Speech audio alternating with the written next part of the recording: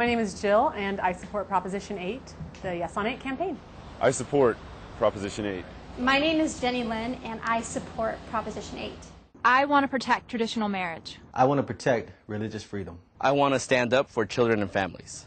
My name is Dane, and I'm in favor of Proposition 8. I'm in support of Proposition 8. Once I decided, hey, this is something I want to get involved in, all of a sudden I realized there were a bunch of other people my age that felt exactly the same way. There are a whole lot more that would be in support of Proposition 8 if we were just able to educate them. It's not just letting people do their own thing that won't affect us. This is going to have a huge effect on society. Same-sex domestic partnerships already have all of the civil and legal rights and benefits of marriage. This is not really about that. This is about the actual definition of marriage and what we as a society agree marriage is and should be about. My name's Rachel, and I am very much in support of Proposition 8.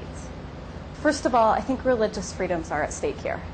I think people's ability to believe in marriage as a divine institution of God and to preach that and to follow their conscience and incorporate that belief into their everyday lives is very much at risk. And I think also that the rights of children are at risk. Children have the right to be raised by a mother and father. Come on in. You ready for this? Yeah, you guys hungry? We're networking with other single adults throughout the state of California, getting the word out, getting them energized behind Proposition 8. Well, I think one of the greatest things that we've done as a group is we've talked to each other about the process to become in support of Proposition 8. As other people talk about why it's important to them, it strengthens why it's important to me. Well, I feel it's important for my children's future. I don't want my children to grow up in a genderless society. This is my opportunity to fight for religious freedom. When you're talking on the phone with somebody and they say, oh, well, I didn't know about that, then they start to think that maybe this is something that they need to vote yes on. I'm calling up old friends and asking them to get involved, and when they hear about the issue and when they realize how it's going to affect not only California but the entire country, they're very concerned. The fact that there were 4 judges that went and made this decision after 61% of the population of California said, actually we define marriage as between a man and a woman, and then to go and to flip it, I have a hard time with that. When I vote for something, I expect that law is going to remain on the books until the people say, you know, never mind. And so for me to be able to stand up and say, I don't agree with what 4 judges did, and I'm going to put my foot down about that, that makes me feel American.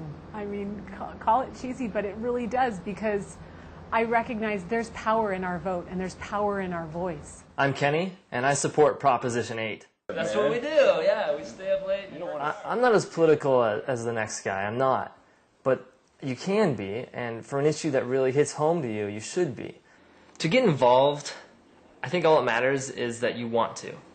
I noticed a big lack on the internet of just real information about Prop 8, about same-sex marriage. Like just articles and editorials and viewpoints from different religions. There wasn't really one place, and so we made that. Everyone can do really well in their own field, and so they should do what they do to promote Prop 8. For example, I'm an internet guy.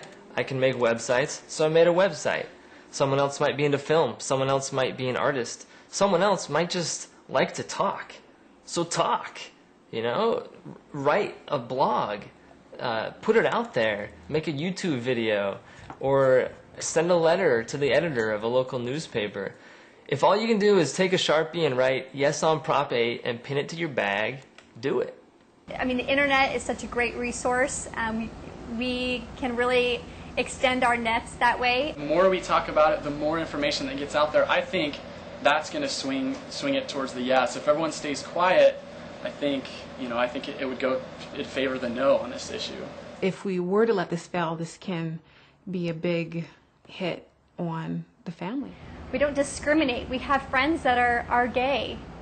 It's just that we believe and we stand up for family. Definitely believe this is going to be a key moment in history where, you know, are you going to be in the sidelines? Are you going to be, you know, like I say, in the game, participating? You know, and so you can really have a say. So read up, study, because when you know about something, you can talk about something. Most importantly, when you know about something, you can make your own decision about it. And once you've decided, it'll be all that much easier to share your opinion. I would say there's 4 things that you can and should do. Number 1, if you live in California, make sure you're registered to vote at your current residence so that you can go and vote in November. Number 2, educate yourself.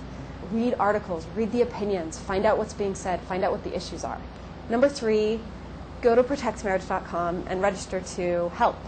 There's so many different ways to help. Calling and taking surveys to find supporters, walking around precincts or talking to the undecided, getting on your blog and talking about it, whatever it may be. There's so many different ways, and someone will contact you to help you learn what's available in your area.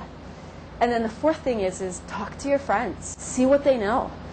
If they don't know, direct them to the resources you've looked into. Educate them on the issues. This is going to be a personal battle that everyone needs to talk to the people around them and make sure that those people are informed and vote with knowledge, not based on the faulty premises that are out there right now.